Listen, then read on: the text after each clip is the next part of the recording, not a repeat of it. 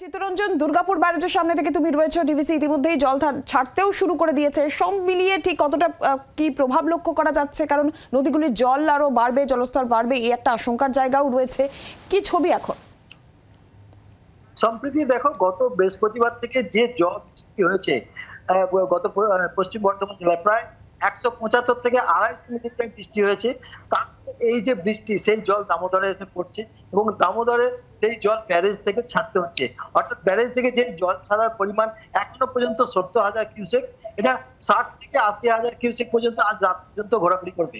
কিন্তু পাঞ্চেত এবং মাইথন থেকে 50,000 কিউসেক জল ছাড়া হচ্ছে, যে জল গভীর রাতে অর্থাৎ আগামীকাল ভোরবেলায় এসে এই দামোদরে পড়বে এবং তার ফলে জল ছাড়ার পরিমাণ আরো বাড়বে, অর্থাৎ 1 লক্ষ কিউসেকের বেশি হয়ে যাওয়ার সম্ভাবনা রয়েছে, যেটা সেই সপ্তাহে দাঁড়াচ্ছে।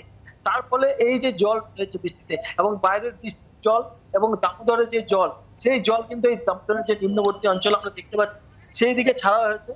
এই 34টা গেট আছে, তার মধ্যে প্রায় 28টা গেট খুলে দেওয়া হয়েছে, অর্থাৎ 70,000 কিউসেক জল ছাড়া হচ্ছে এবং সেই জল যখন দামোদরের নিম্নবর্তী অঞ্চলে অর্থাৎ পূর্ব বর্ধমান এবং হাওড়া, হুগলি যেসব অঞ্চলগুলো, খানাকুল, উদয়নারায়ণপুর, যেসব অঞ্চলগুলো দামোদরের আশেপাশে, সেগুলো কিন্তু ভেসে যাওয়ার সম্ভাবনা থাকতে পারে। কারণ যেটা সেচ দপ্তর জানাচ্ছে যে দামোদর থেকে 1.5 লক্ষ কিউসেক জল ছাড়লে তবে সেগুলো ভাসার সম্ভব।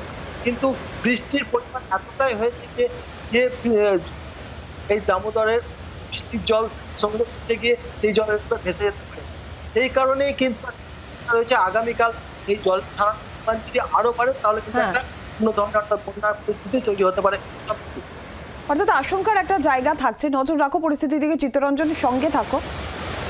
আর এরই পাশাপাশি আমরা যদি সম্প্রতি কাটোয়ার দিকেও নজর রাখি। একেবারেই কাটোয়া থেকে আমাদের প্রতিনিধি সন্দীপ ঘোষ চৌধুরী রয়েছে। কাটোয়ার কি অবস্থা সন্দীপ? দেখতে পাচ্ছি সেখানেও প্রায় হাঁটুর কাছাকাছি জল, কি অবস্থা কাটোয়ার?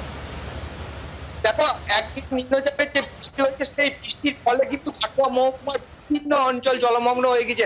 আমরা যে জায়গায় দাঁড়িয়ে আছি এটা হচ্ছে কাটোয়া নম্বর ব্লকের কাটোয়া 55 তলা রোড এবং এই রোড দিয়ে প্রায় 5-6টি যাদের 25-30টি গ্রামের মানুষ যাতায়াত করে, তাদের মাঝে হচ্ছে কাটন যোগাযোগকারী এটা রাস্তার উপরে একটা ব্রিজ আছে।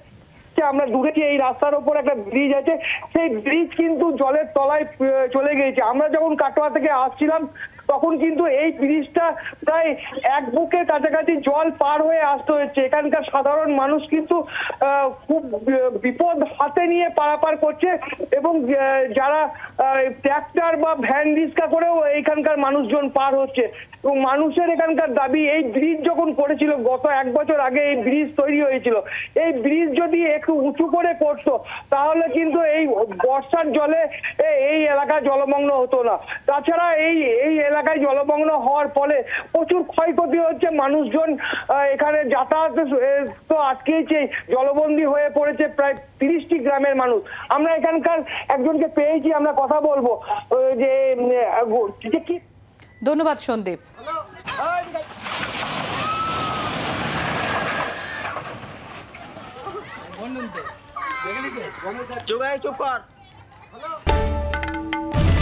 বাংলার আওয়াজ, বাঙালির আবেগ, জি 24 ঘন্টা।